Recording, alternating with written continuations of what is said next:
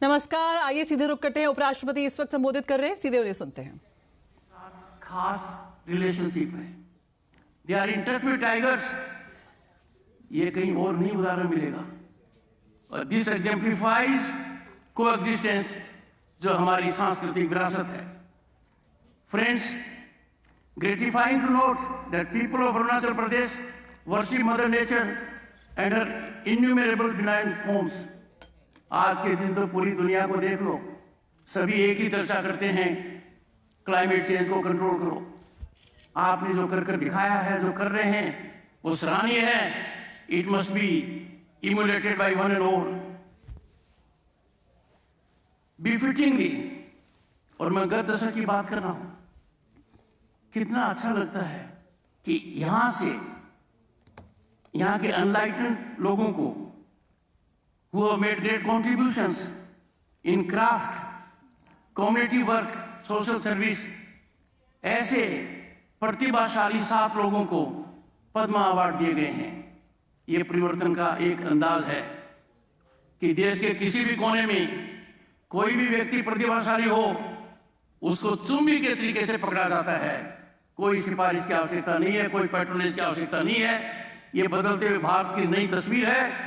और इस इलाके से जो 7 प्रतिभाशाली लोगों को पद्म अवार्ड मिला है गत 10 वर्ष में, मैं उनका अभिनंदन करता हूं। दोस्तों, जब हमारे ट्रेडिशंस की बात करते हैं, संस्कृति की बात करते हैं, तो पौराणिक ट्रेडिशंस में जाएंगे तो प्रभु माउंटेन्स, उनका एसोसिएशन किन से था? प्रभु माउंटेन्स का एसोसिएशन था sages like Parashuram and Ved Vyas. Arunachal Pradesh is land of Shri Krishna and Rukmani because they were associated with this land. Bharat का जो कल्चर है वो बिना नॉर्थ ईस्ट के इनकम्प्लीट है, और अच्छा लगता है कि अब वो कंप्लीट हो रहा है। जो कुछ सोचा था, समझा था, वो हकीकत आज के दिन हमारे सामने है। सरकार के जो प्रयास हैं, सार्थक प्रयास हैं, और राज्य सरकारें यहाँ केंद्र के साथ मिलजुल कर जो काम कर रही हैं, that is a model, that is an example of cooperative federalism. प्रधानमंत्री का विजन बहुत ही तीव्र गति के साथ, गति शक्ति के आधार पर इस इलाके के अंदर एग्जीक्यूट किया जा रहा है। हम जो यहाँ प्रगति देख रहे हैं, फिनोमिनल राइज, एक्सपोनेंशियल राइज, और किस चीज में है? इंफ्रास्ट्रक्चर में है, कनेक्टिविटी में है। रेल, रोड और एयर, तीनों कनेक्टिविटी यहाँ बढ़ रही है। पहले रेल की कोई कल्पना नहीं करता था। That work is in progress. ये बदलते भारत की तस्वीर है। पिछले 10 वर्ष में जो कुछ डिलीवर किया गया है, यहाँ के हालात सकारात्मक रूप से बढ़े हैं। आम आदमी का सुख चैन बढ़ा है, आम आदमी को संतोष मिला है, and we have become proud Indians because we are part of a system. अमृत काल में जब हमारे देश की प्रगति को हम देख रहे हैं, एक बात आपको बताना चाहूंगा, मैं वो दिन कभी नहीं भूलूंगा। उपराष्ट्रपति निवास में मेंचुका वैली के कुछ विद्यार्थी आए, लड़कियों और लड़कियां। हमारा कार्यक्रम बहुत अच्छा था। हर एक लड़के लड़की से मैंने खुद पूछा, क्या करना चाहते हो? मैं दंग रह गया उनकी प्रतिभा को देखकर, मैं दंग रह गया उनके सोच को देखकर। दे केम टू राष्ट्रपति निवास, और मैं भारतीय आर्मी को साधुवाद का पात्र मानता हूं कि उन्होंने फैसिलिटेट किया। और ये था national integration tour organise by Indian army. उनमें हर एक लड़का लड़की ने जो अपना काम किया, और जिसको हमने कैमरे में कैच किया, और जो गाने उन्होंने मुझे सुनाए, वो आज भी मेरे कानों में गूंज रहे हैं। यहाँ के कल्चर को वो एग्जिबिट कर रहे हैं। राज्यसभा के सभापति की हैसियत से मैंने एक नया कार्यक्रम चालू किया कि देश के हर कोने से बॉयज एंड गर्ल्स को मैं बुलाऊं, राज्यसभा में इंटर्न का काम दूं, ताकि वो राज्यसभा को, सदन को देख पाए। आपको जानकर प्रसन्नता होगी कि जो मैंने निमंत्रण तागिन ट्राइब को दिया है, वांचो ट्राइब को दिया है, वो निमंत्रण मैंने यहाँ के बच्चों को दिया और यहाँ की 5 यूनिवर्सिटीज के बच्चे दिल्ली आए, मेरे मेहमान बने। उन्होंने भारतीय संसद को देखा और अपने प्रदेश को गौरवान्वित किया। मेरा कनेक्ट आज अरुणाचल प्रदेश से और गहरा हो गया है। एक तरीके से मैं मेरा दिल यहां छोड़कर जा रहा हूं, क्योंकि जो कुछ मैंने यहां देखा वो दिमाग और दिल को एक साथ प्रभावित करता है।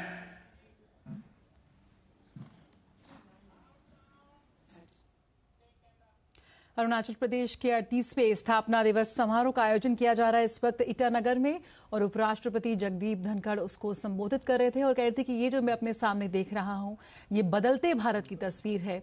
आज केंद्र सरकार राज्य सरकारों के साथ मिलकर राज्य की विकास के लिए, प्रगति के लिए काम कर रही हैं। साथ ही साथ उन्होंने राज्य के युवाओं को आमंत्रित किया कि वो आए, निकलें अपने राज्य से और देश के विभिन्न जगहों पर जाएं, देखें। और साथ ही किस तरह से उन्होंने कहा कि ऐसे कई उदाहरण रहे हैं जब उन्होंने देश के विभिन्न हिस्सों से युवाओं को, बच्चों को बुलाया है दिल्ली राज्यसभा में देखने के लिए, भारत की संसद को देखने के लिए, उसका अनुभव करने के लिए।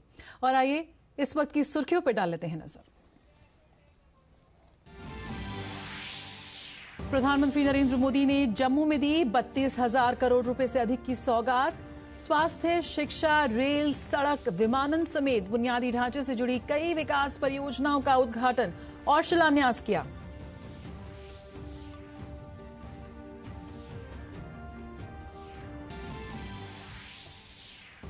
प्रधानमंत्री ने दोहराया घाटी के विकास का संकल्प। कहा, हम विकसित जम्मू कश्मीर बनाकर ही रहेंगे। 70 वर्षों से अधूरे आपके सपने आने वाले कुछ ही वर्षों में मोदी पूरी करेगा।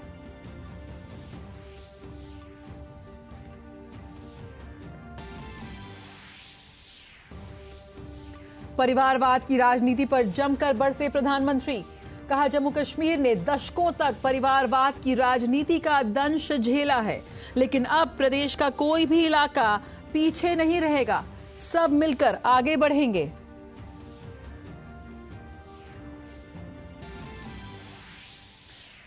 महाराष्ट्र विधानसभा के साथ साथ विधान परिषद में भी मराठा आरक्षण विधेयक पारित। विशेष सत्र में मुख्यमंत्री एकनाथ शिंदे द्वारा पेश बिल को दोनों सदनों में सर्वसम्मति से मिली मंजूरी। मराठा समुदाय को शैक्षणिक संस्थानों और नौकरियों में मिलेगा 10% आरक्षण। पश्चिम बंगाल में पीड़ितों से मिलने संदेश खाली पहुंचे भाजपा नेता सुवेंदु अधिकारी। पहले अदालत के आदेश को दरकिनार कर पुलिस ने संदेश खाली जाने से रोका था। राजस्थान के दौरे पर केंद्रीय गृह मंत्री अमित शाह बीकानेर में लोकसभा चुनाव प्रबंधन समिति की बैठक में हुए शामिल। उदयपुर में कार्यकर्ता सम्मेलन में तो जयपुर में प्रबुद्ध जन सम्मेलन में भी होंगे शामिल।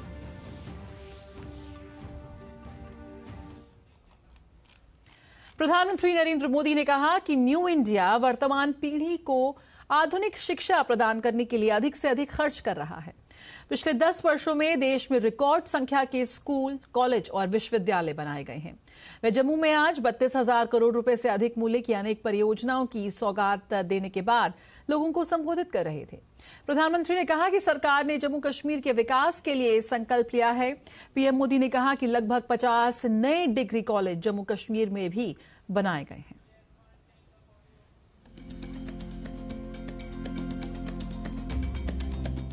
आज जम्मू कश्मीर विकसित होने के संकल्प के साथ आगे बढ़ रहा है। आज ही यहां 32,000 करोड़ रुपए के प्रोजेक्ट, उसका शिलान्यास और कुछ का लोकार्पण किया गया है।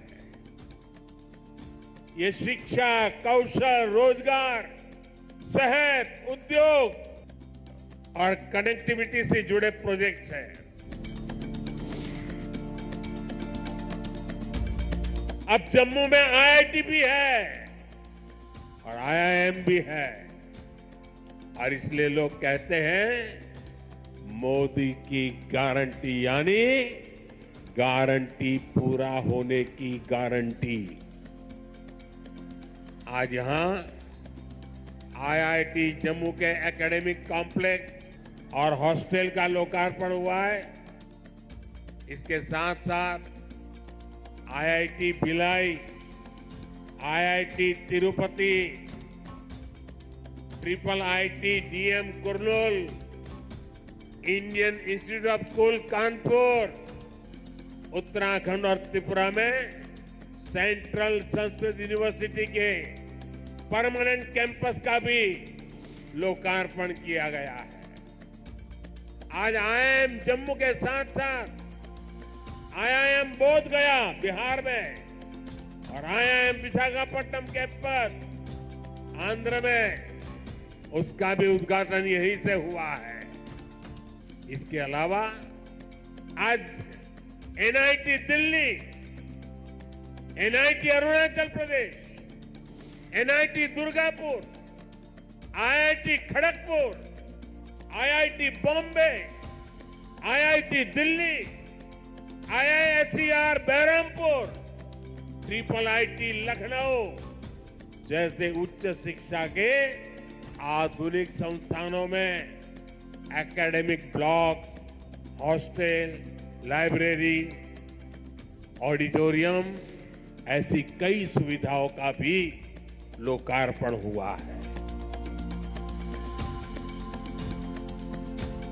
जम्मू कश्मीर देश का ऐसा राज्य है जहां 2 एम्स बन रहे हैं। इनमें से एक एम्स जम्मू का उद्घाटन आज करने का मुझे सौभाग्य मिला है। आज देश भर में नए एयरपोर्ट बन रहे हैं, तो जम्मू कश्मीर भी किसी से पीछे नहीं है। आज जम्मू एयरपोर्ट के विस्तार का काम भी शुरू हुआ है। कश्मीर से कन्याकुमारी को रेल से जोड़ने का सपना भी आज और आगे बढ़ा है। श्रीनगर से संगलदान और संगलदान से बारामूला के लिए ट्रेनें चली है। वो दिन दूर नहीं जब कश्मीर से ट्रेन में बैठकर लोग पूरे देश के सफर पर निकल पाएंगे। आज वो पूरे देश में रेलवे के बिजलीकरण का इतना बड़ा अभियान चल रहा है, उसका बड़ा लाभ इस क्षेत्र को भी मिला है। आज जम्मू कश्मीर को अपनी पहली इलेक्ट्रिक ट्रेन मिली है। इससे प्रदूषण को कम रखने में बहुत मदद मिलने वाली है। आज अनेक सड़कों का लोकार्पण और शिलान्यास हुआ है। इसमें श्रीनगर रिंग रोड का दूसरा चरण भी शामिल है। ये जब बनकर तैयार होगी तो मनसबल झील और खीर भवानी मंदिर आना, वहां जाना और आसान हो जाएगा। जब श्रीनगर बारामूला उरी ये हाईवे का काम पूरा होगा तो इससे किसानों और टूरिज्म सेक्टर को और ज्यादा लाभ होगा। दिल्ली अमृतसर कटरा एक्सप्रेस वे, इसके विस्तार से जम्मू और कटरा के बीच की सुविधा और बेहतर होगी। जब ये एक्सप्रेस वे बनकर तैयार होगा तो जम्मू और दिल्ली के बीच आना जाना बहुत आसान हो जाएगा।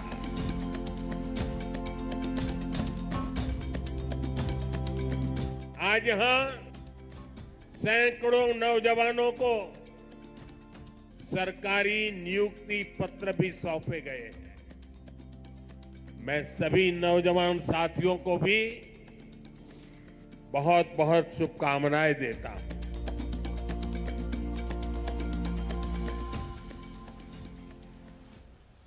पीएम ने विकसित भारत विकसित जम्मू कार्यक्रम के तहत विभिन्न सरकारी योजनाओं के लाभार्थियों के साथ बातचीत भी की। वीणा जी नमस्ते। नमस्कार परम आदरणीय। वीणा जी जरा अपने विषय में बताइए, किस योजना मिली का लाभ मिला है, उसके कारण आपके जीवन में क्या लाभ हुआ है, जरा देशवासी आपको सुनना चाहते हैं। मैं जिला किश्तवाड़ के दूर दराज खेतर देवभूमि पार्ट से बिलोंग करती हूँ। अठोली मेरे गांव का नाम है सर। मैं उज्ज्वला योजना की लाभार्थी हूँ। सर, गांव का जीवन बहुत कठिनाइयों से गुजरता था। जैसे गांव जंगल से लकड़ी काट कर लाना, चूल्हा जलाना, बहुत दिक्कत आती थी। मान्यवर, जब से केंद्र में आपकी सरकार आई, जो लाभ मुझे मिला उससे मेरे जीवन में एक नई रोशनी मिली। आज मैं उज्ज्वला जो मुझे कनेक्शन मिला है उसके द्वारा मैं आराम से अपने परिवार के लिए भोजन बना सकती हूँ। और क्या लाभ मिला है आपको? मान्यवर, मेरे परिवार में आयुष्मान कार्ड प्रत्येक सदस्य का बना हुआ है। राम कृपा से अभी ऐसी नौबत तो नहीं आई है, किंतु पूरी आश्वस्त हूँ कि कभी भी कोई अगर आपदा आन पड़े तो मेरे मंत्री महोदय ने, मेरे प्रधानमंत्री जी ने मुझे एक उपहार स्वरूप दिया है, जो मैं पूरी यकीन से कह सकती हूँ कि मैं अपना उपचार 5 लाख के अंदर करवा सकती हूँ। भगवान से मैं भी प्रार्थना करता हूँ कि माता वैष्णो देवी की कृपा बनी रहे, आप में नहीं, पूरे जम्मू कश्मीर में कभी भी किसी को बीमारी ना आ जाए। जम्मू कश्मीर के उपराज्यपाल मनोज सिन्हा ने प्रधानमंत्री नरेंद्र मोदी की राजनीतिक दृष्टि की सराहना करते हुए कहा कि पीएम मोदी ने 370 हटा के जम्मू को अलगाववाद और भ्रष्टाचार से मुक्ति दिलाई है। प्रधानमंत्री जी की दृढ़ राजनीतिक इच्छा शक्ति के कारण 5 अगस्त 2019 को एक ऐसा फैसला हुआ जिसके कारण 7 दशकों की पीड़ा, अन्याय, अलगाववाद, आतंकवाद और भ्रष्टाचार से जम्मू कश्मीर को मुक्त कर इसे सामाजिक आर्थिक विकास के नए रोल मॉडल के रूप में विकसित करने का प्रयास हुआ है। कि आने वाले 4 महीनों में 20,000 करोड़ की परियोजनाएं और पूरी हो जाएंगी। वैसे तो 2025 तक 60,000 करोड़ की परियोजनाएं जो माननीय प्रधानमंत्री जी के कारण जम्मू कश्मीर में चल रही हैं, वो पूरी हो सकेंगी। वहीं केंद्रीय मंत्री जितेंद्र सिंह ने कहा कि मोदी की गारंटी ही असली गारंटी है। प्रधानमंत्री जी, अनुच्छेद 370 को हटा करके आपने दुनिया के आगे ये सिद्ध कर दिया, ये साबित कर दिया कि मोदी है तो मुमकिन है। और फिर 500 साल के इंतजार के बाद श्री राम मंदिर के दर्शन करवा के जहां आपने ये सिद्ध कर दिया कि मोदी की गारंटी ही असली गारंटी है, उसके आगे और कोई गारंटी नहीं। केंद्र सरकार की विभिन्न योजनाओं के लाभार्थियों ने मोदी सरकार की योजनाओं की सराहना की। माननीय प्रधानमंत्री जी की योजना पीएम आवास योजना के तहत मेरे को 1.5 लाख की राशि मिली है, जिसे मैंने अपना पक्का मकान बनाया है और मैं और मेरी फैमिली आज बड़े सुकून व आराम से रहते हैं। इसलिए माननीय प्रधानमंत्री जी का धन्यवाद करना चाहते हैं। जब से मुझे उज्ज्वला योजना का लाभ मिला सर, मेरे जीवन में खुशियां आ गई। मैं आज आराम से अपने परिवार को अपने चूल्हे पर विदिन मिनटों में खाना बना के तैयार कर पाती हूँ। बहुत सारी योजनाएं हैं सर ऐसी, जैसे मेरी पोती अभी 2 साल की हुई है सर, सुकन्या समृद्धि योजना के तहत हमने उनका पंजीकरण कराया है। मंथली उनके नाम हम 3-3 हज़ार रुपया जमा करवा रहे हैं। और मेरे ससुर जी जो है सर, उनको किसान सम्मान निधि योजना के तहत उनके खाते में वार्षिक 6,000 रुपया आता है। हमें जो पहाड़ी स्टेटस दिया, इसमें एसटी का दर्जा दिया, तो हम 40-50 साल से हमारे बुजुर्ग जो दुनिया से चले गए, उनकी ये ख्वाहिश थी कि हमें शेड्यूल ट्राइब मिले, जिसके लिए हमारे बच्चों को ये लाभ मिलेगा। यहाँ से कभी सपने में भी नहीं सोच सकते थे कि यहाँ से बारामूला ट्रेन जाएगी और वहाँ से बारामूला से जम्मू आएगी। ये तो मतलब न सोचने वाली बात जो है वो हो गई है। जो मोदी जी का नारा है, सबका विश्वास, सबका साथ, सबका प्रयास, तो ये नारा सच्चा है, मोदी जी सच्चा है। और यहाँ रुकेंगे छोटे से ब्रेक के लिए, जल्द हाजिर होते हैं। मोदी सरकार की गारंटी, भारत होगा गरीबी मुक्त। 5 सालों में 13 करोड़ 50 लाख लोगों को गरीबी से बाहर निकाला। हमारा संकल्प, विकसित भारत। यार लड्डू, हम यहाँ बैठे बैठे पैसे बना सकते हैं।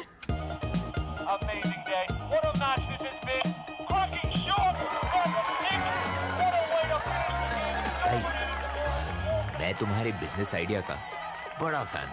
अब बिजनेस चाहे जो भी, SBI का करंट अकाउंट तो चाहिए ना। SBI करंट अकाउंट से सिंप्लीफाइड बिजनेस ट्रांजैक्शन और ग्रेट कस्टमर सर्विस। SBI, देश का फैन।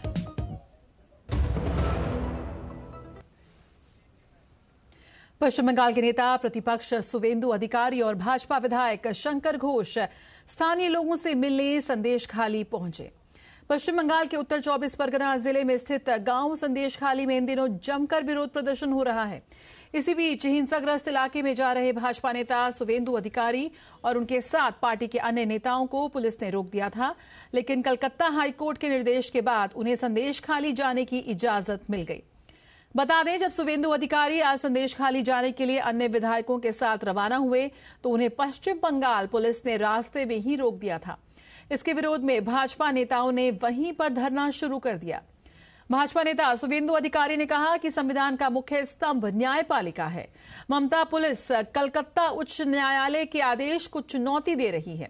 इसके बाद कोलकाता उच्च न्यायालय ने सुवेंदु अधिकारी और सिलीगुड़ी के विधायक शंकर घोष को संदेशखाली जाने की इजाजत दे दी।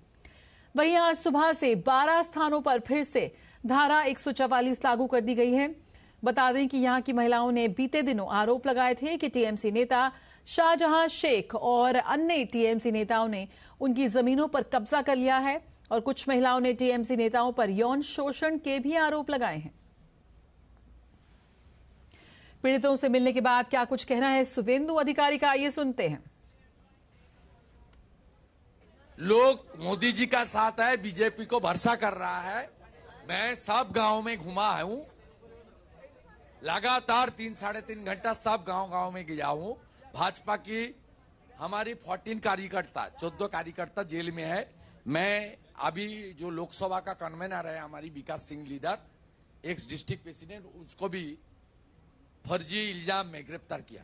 उसका घर में आया है। घर वाला सब सख्त है, सब लड़ने के लिए तैयार है। फर्जी मामला है, ममता बनर्जी राजनीति से प्रेरित होकर ये मामला किया है। उसको बेल भी मिलेगा और बीजेपी को लोकसभा चुनाव में मोदी जी को जिताने के लिए ये लोग जी जान कोशिश करेंगे। जनसल्लाभ ये बोल रहा है बंगाल से, ममता भाग ममता का जाने का टाइम हो गया, डेज आर नंबर। इसके लिए 12 तारीख से मुझे रोका, 3 बार रोका। फाइनली डिवीजन बेंच का जजमेंट आने का बाद 1 घंटा रुकने के बाद 11:56 में मिला। और आइए रुक करते हैं उदयपुर का, जहां गृह मंत्री इस वक्त कार्यकर्ता सम्मेलन को संबोधित कर रहे हैं। भारत माता की मंच पर उपस्थित राजस्थान प्रदेश भारतीय जनता पार्टी के अध्यक्ष श्रीमान सीपी जोशी जी, हमारे नवनिर्वाचित मुख्यमंत्री श्रीमान भजनलाल शर्मा जी,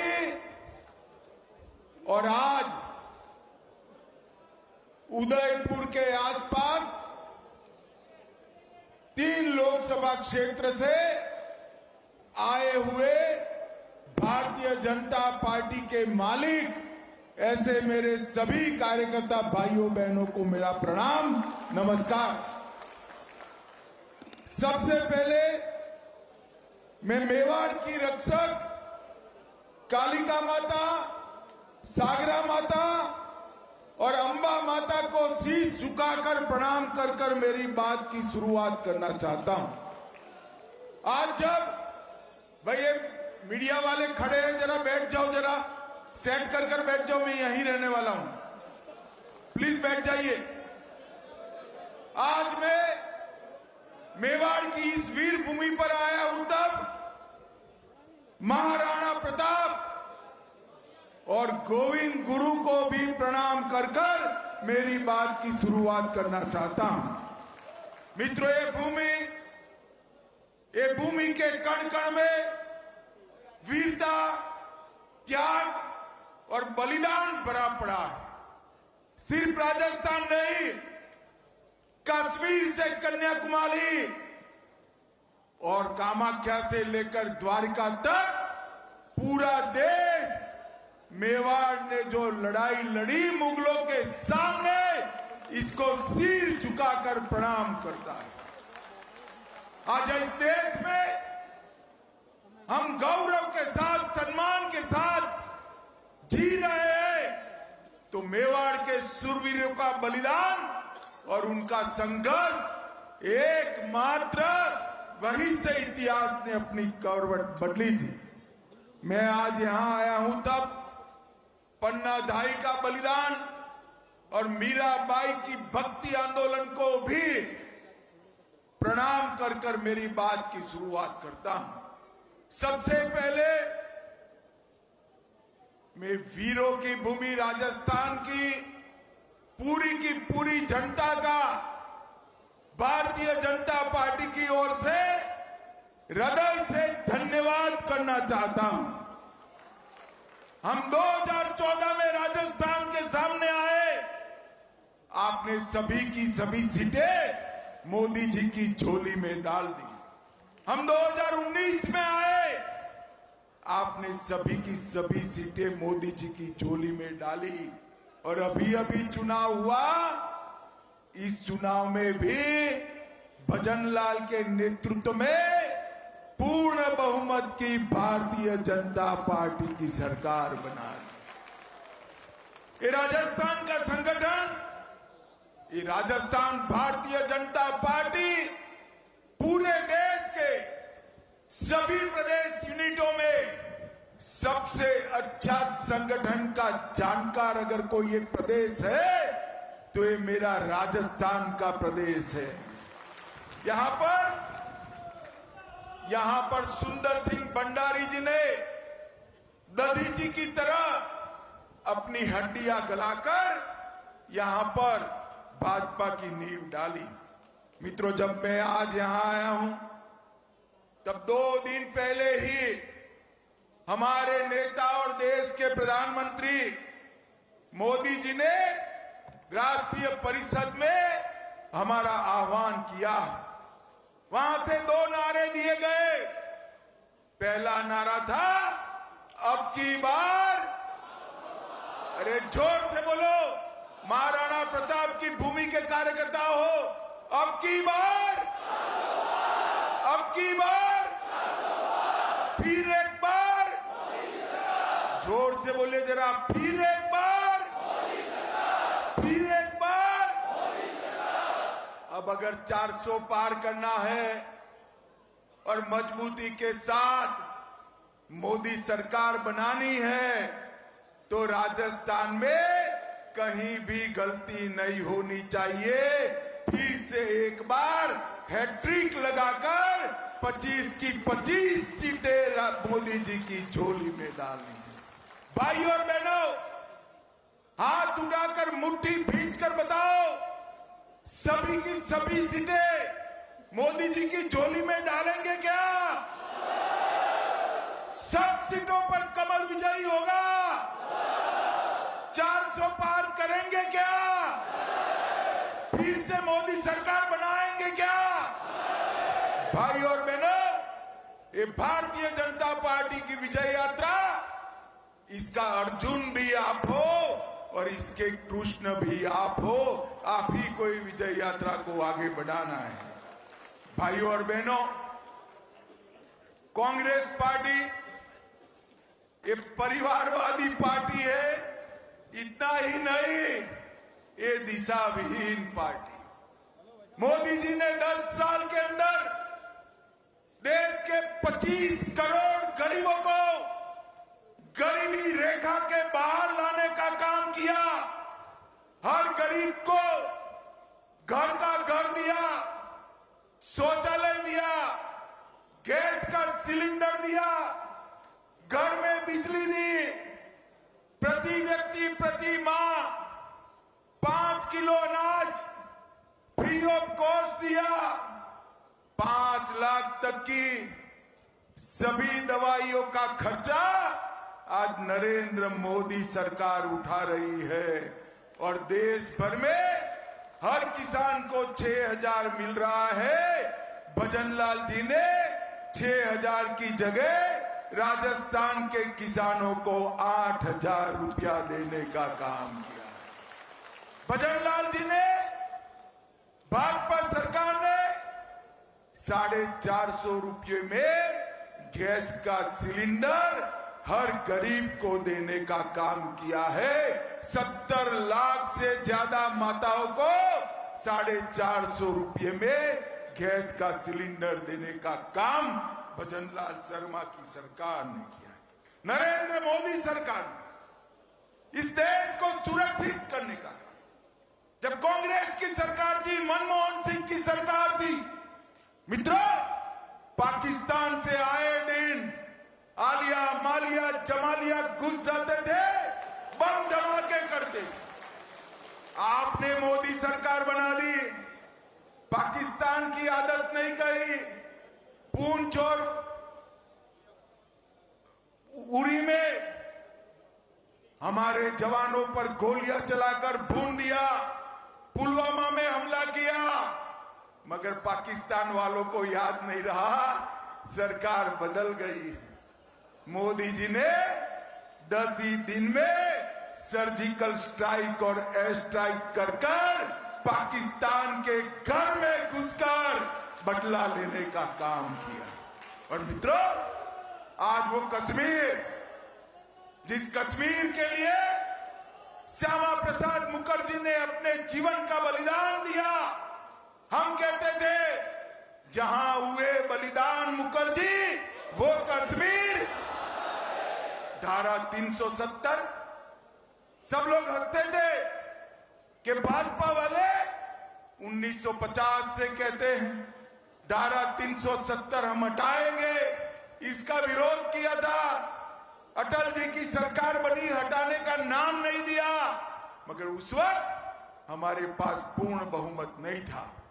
5 अगस्त 2019 को मोदी जी ने धारा 370 को हमेशा के लिए हटा दिया। और आज एक कश्मीर जहां रोज बम धमाके होते थे, आज भारत माता का मुकुटमणि कश्मीर आन बान और शान के साथ भारत माता के मुकुट पर है, और दुनिया की कोई ताकत कश्मीर को हाथ नहीं लगा सकती। ये नरेंद्र मोदी ने किया है। भाई और बहनों, हमने वादा किया था हिमाचल में पालमपुर कार्यकारिणी में कि हम राम मंदिर बनाएंगे।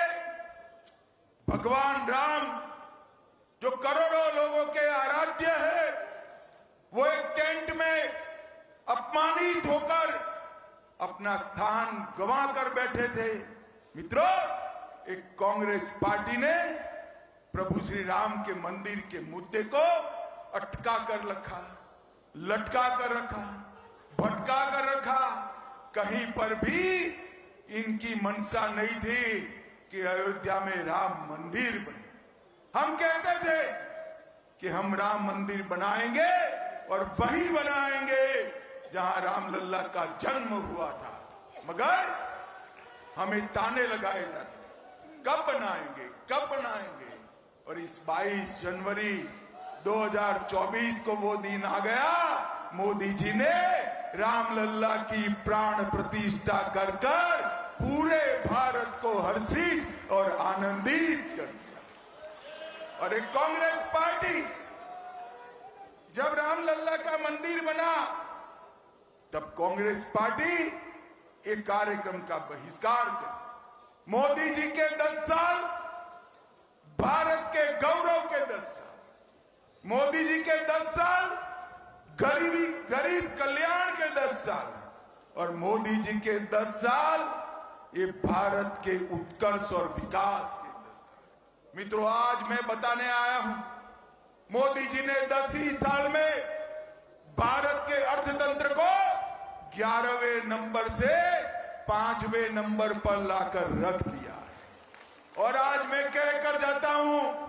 राजस्थान वालों, एक बार फिर से मोदी जी को आशीर्वाद दो, अगले 5 साल में 5वें नंबर से 3रे नंबर का अर्थतंत्र हमारा भारत बन जाएगा।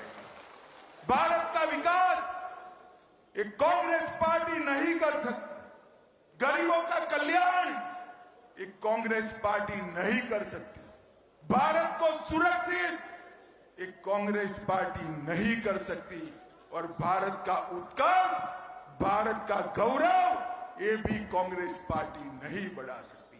आज चंद्रयान लेकर हमारे वैज्ञानिकों ने चंद्रयान को चंद्रमा के दक्षिण ध्रुव पर पहुंचाया और वहां चंद्रमा पर भी तिरंगा फहराने का काम एक भारतीय जनता पार्टी की मोदी सरकार ने किया।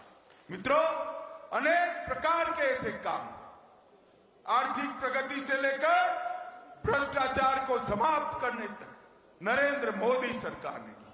12 लाख करोड़ के घपले, घोटाले, भ्रष्टाचार किए थे इस कांग्रेस पार्टी ने। और मोदी जी 10 साल रहे, हमारे विरोधी भी मोदी जी पर एक भी आरोप नहीं लगा सके हैं। ऐसा पारदर्शी शासन मोदी जी ने देने का काम किया है। राजस्थान की जनता ने अभी अभी गहलोत सरकार गिराई, बदली है। मैं यहां कहने आया हूं, गहलोत सरकार के समय में यहां की माताएं बहनें सुरक्षित नहीं थी। मैं आज राजस्थान की माताओं बहनों को कहने आया हूं, भजनलाल की सरकार और नरेंद्र मोदी सरकार डबल इंजन सरकार बनाई है। अब कोई भी राजस्थान की माताओं बहनों पर आंख उठाकर देख नहीं पाएगा। ये राजस्थान के अंदर दलितों का अपमान होता था, आदिवासियों का अपमान होता था और मोदी जी ने द्रौपदी मुर्मू, गरीब घर की आदिवासी बेटी, संथाल की आदिवासी बेटी, जिसका सबसे पिछड़ी आदिवासी जातियों में शुमार होता है, वो द्रौपदी मुर्मू जी को देश की प्रथम आदिवासी राष्ट्रपति महामहिम द्रौपदी मुर्मू बनाकर सम्मान। 250 से ज्यादा एकलव्य विद्यालय बनाए, 20 जगह पे हमने आदिवासी स्वतंत्र सेनानियों के संग्रहालय बनाए और आदिवासियों का सम्मान करने का काम किया है। मित्रों, मोदी जी के नेतृत्व में एनडीए एक डेवलपमेंट करने वाला अलायंस और एक घमंडीय गठबंधन है, इंडी गठबंधन है।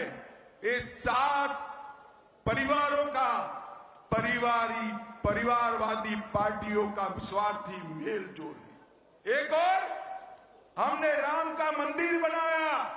एक कांग्रेस वाले एफिडेविट करते हैं कि राम का अस्तित्व भी नहीं है। मित्रों, कांग्रेस देश का विभाजन करने पर तुली है। उनके ही नेता उत्तर भारत और दक्षिण भारत 2 हिस्सों में देश को बांटना चाहिए ऐसी मांग करते हैं। और मैं आज राजस्थान की जनता को वादा कर जाता हूं, मोदी जी के नेतृत्व में, भजनलाल के नेतृत्व में आपने डबल इंजन सरकार बनाई है। अब यहां पर किसी की हिम्मत नहीं होगी कि यहां पर कौमी दंगे करे और मंदिरों को तोड़ने का कोई हिम्मत कर पाए। गहलोत सरकार के समय में राजस्थान का एक भी जिला ऐसा नहीं था जहां दंगे नहीं हुए थे। हमने आपको वादा किया है कि हम दंगों से मुक्त राजस्थान देंगे।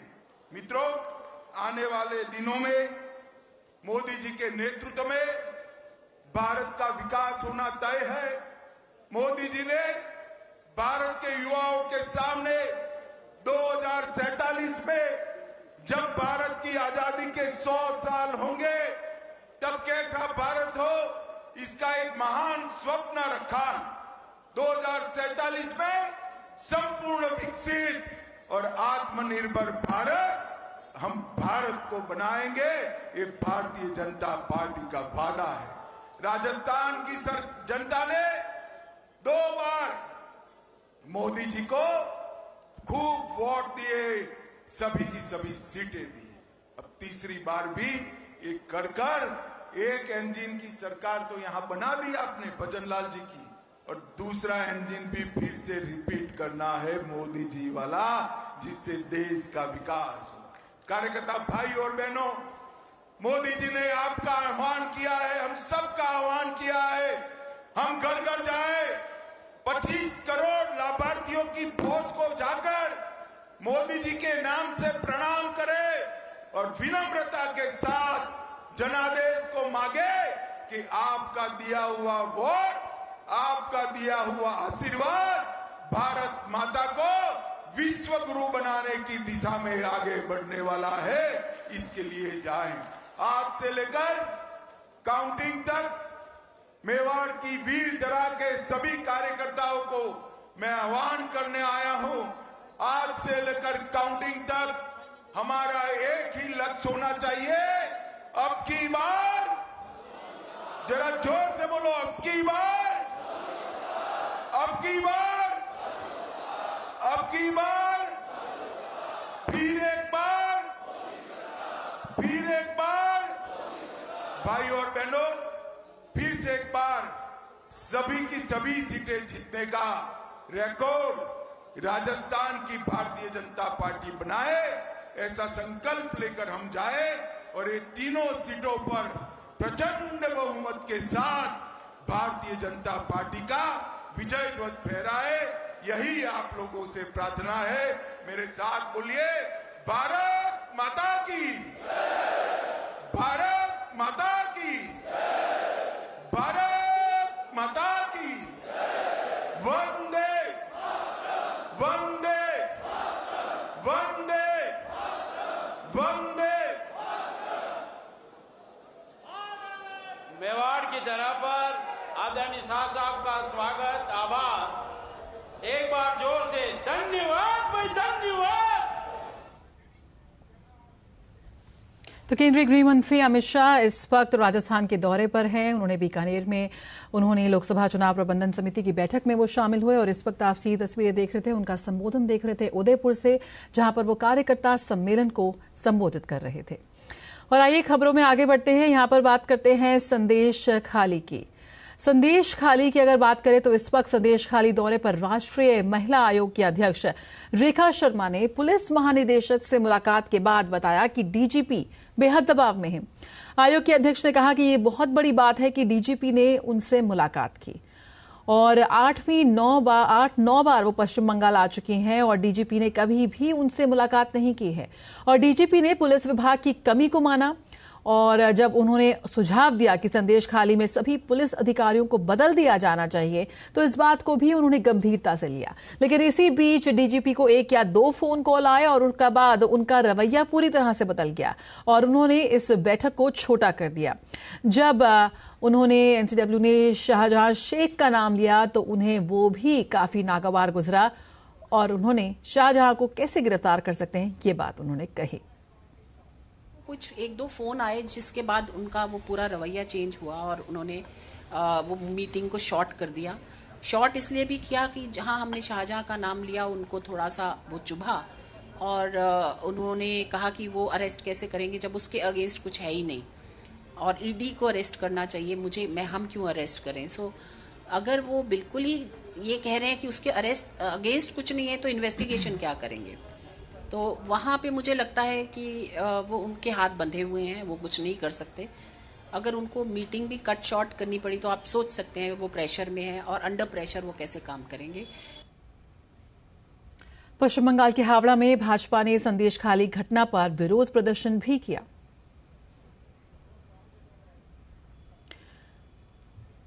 तो संदेश खाली में जो घटना हुई है उस पर लगातार भाजपा का विरोध प्रदर्शन जारी है।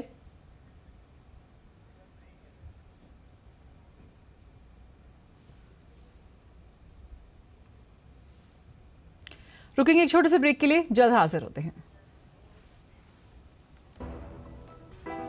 मोदी सरकार की गारंटी, हर घर पहुंचेगा नल से जल। अब तक 13.5 करोड़ से अधिक नल कनेक्शन, हमारा संकल्प विकसित भारत। मौसम को अपने पैशन के बीच जो नहीं आने देते, मैं उनका फैन हूं। मेरी तरह एसबीआई भी आपका फैन है, इसलिए एसबीआई आपके लिए थोड़ी एक्स्ट्रा मेहनत करता है।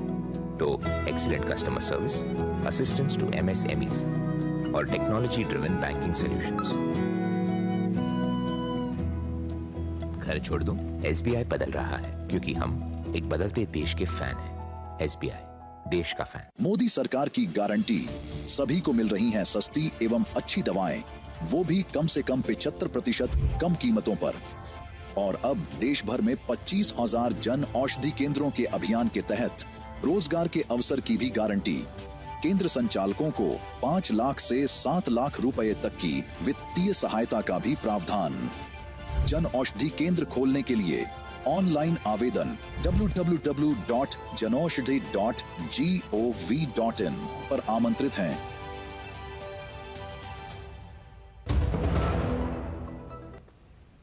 ब्रेक के बाद स्वागत है। महाराष्ट्र विधानसभा के साथ साथ महाराष्ट्र विधान परिषद में भी मराठा आरक्षण विधेयक पारित हो गया है। मुख्यमंत्री एकनाथ शिंदे ने राज्य विधानमंडल के विशेष सत्र में मराठा आरक्षण विधेयक पेश किया और इस विधेयक को दोनों सदनों में सर्वसम्मति से मंजूरी दे दी गई। बिल के पारित होने से मराठा समुदाय को अब शैक्षणिक संस्थानों और नौकरियों में 10% आरक्षण मिलेगा।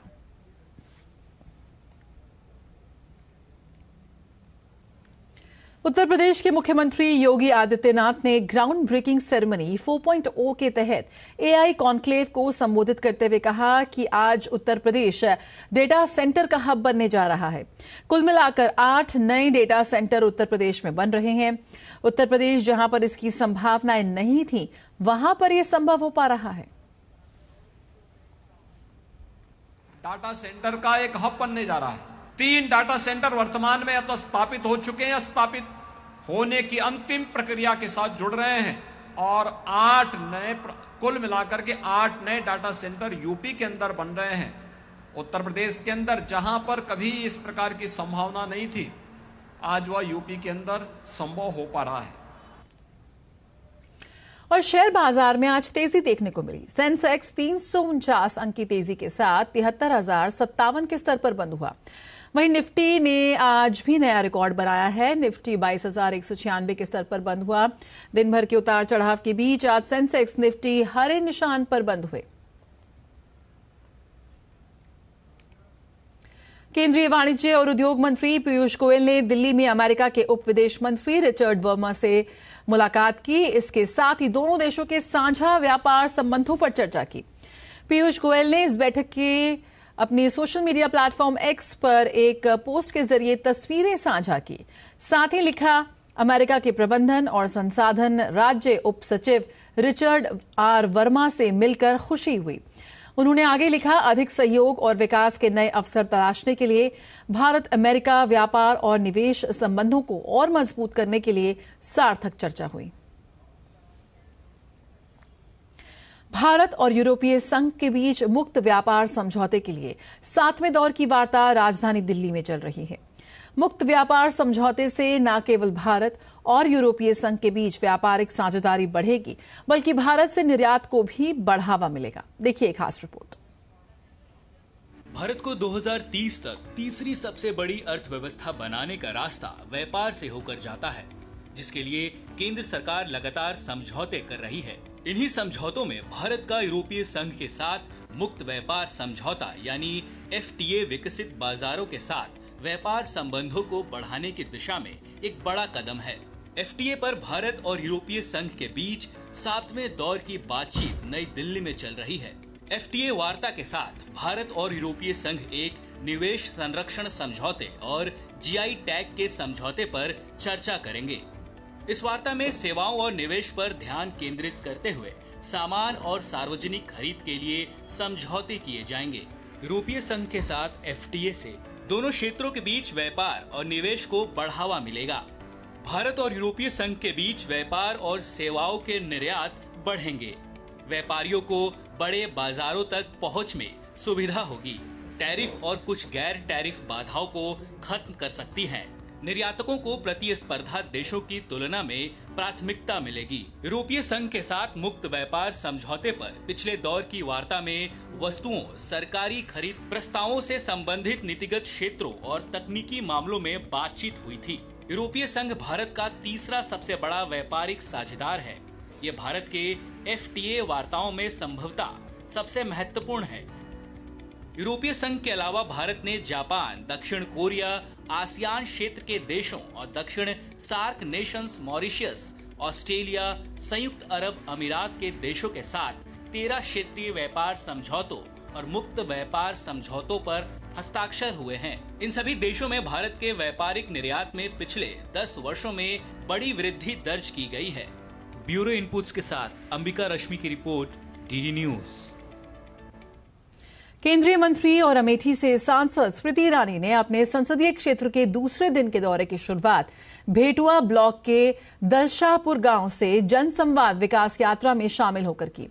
इस दौरान उन्होंने विभिन्न सरकारी योजनाओं की ग्राम सभा स्तर पर हकीकत को परखने के साथ ही योजनाओं से वंचित रह जाने वाले लाभार्थियों को लाभ दिलाया। उन्होंने प्रशासनिक अधिकारियों को निर्देशित करते हुए ग्रामीणों को योजनाओं से आच्छादित करने का निर्देश दिया। ग्रामीणों ने अपनी लोकप्रिय सांसद को अपने बीच पाकर उनसे पेंशन, राशन कार्ड और आवास जैसी समस्याओं से अवगत कराया। इस पर केंद्रीय मंत्री ने अधिकारियों को त्वरित कार्रवाई के निर्देश दिए।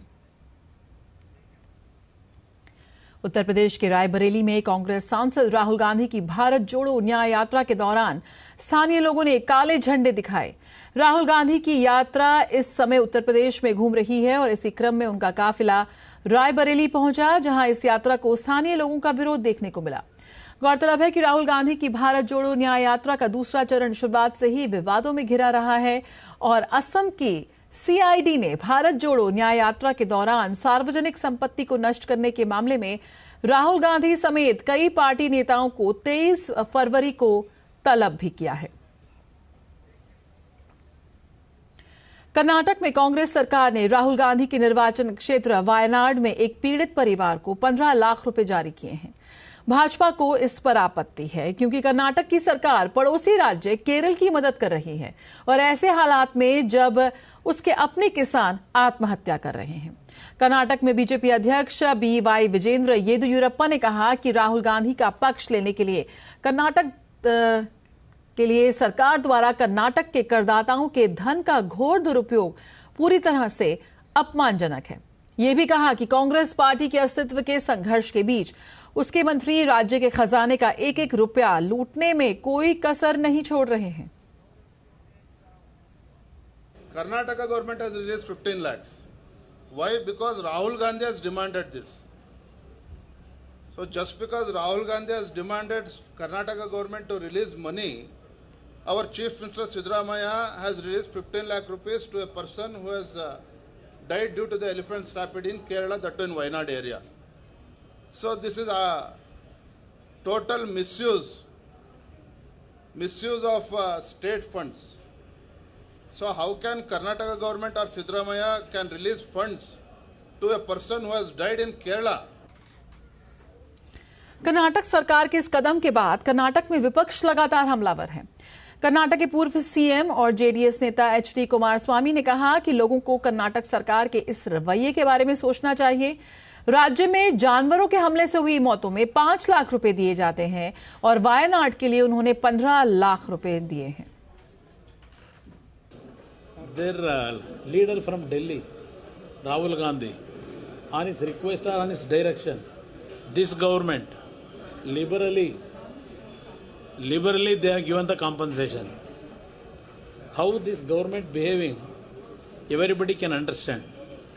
By liberally giving 15 lakh rupees, they have shown that they have given the message. Our government treasury is very strong. They have given the message. By making one side 1 lakh crore loan this year.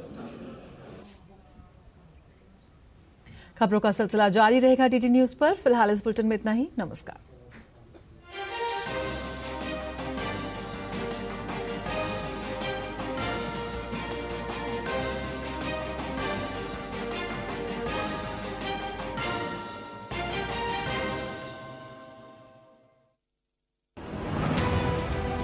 28 राज्य, 8 केंद्र शासित प्रदेश, एक आम चुनाव, तैयार हो रहा है देश। जम्मू कश्मीर से तमिलनाडु,